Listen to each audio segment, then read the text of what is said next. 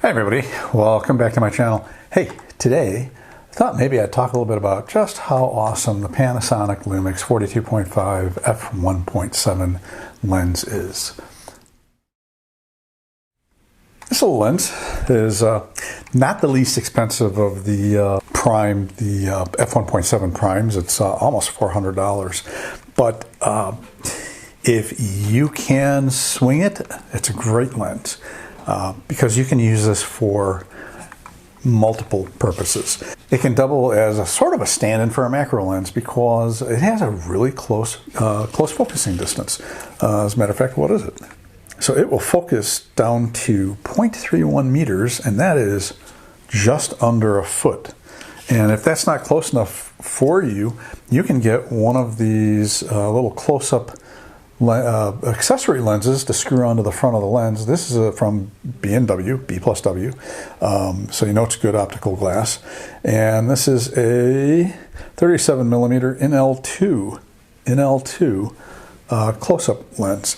Now, I know that this is only a single element lens, and there are dual element lenses available, but this actually works pretty well. And really, probably what you're going to see is some softness in the corners when you use this.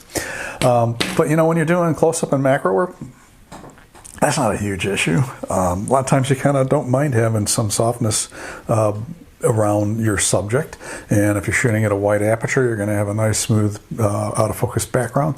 So really not a huge deal. And I have also used this to photograph one of our nieces who played basketball when she was in middle school. She was actually very good. Not the tallest on the team, but she was dead-eye when it came to a shot. So works in a fairly dim environment pretty well, like high school. It was actually a middle school gym that I used this. Had to bump the ISO up to ISO 5000 on a GX85, but you know what? The results were still pretty good. And I also use this for events and for headshots and portraits. So really, if you can swing this little lens, it might be the second prime that you buy. So let's just say you buy a G95 or G95 that comes with the 12 to 60 millimeter lens.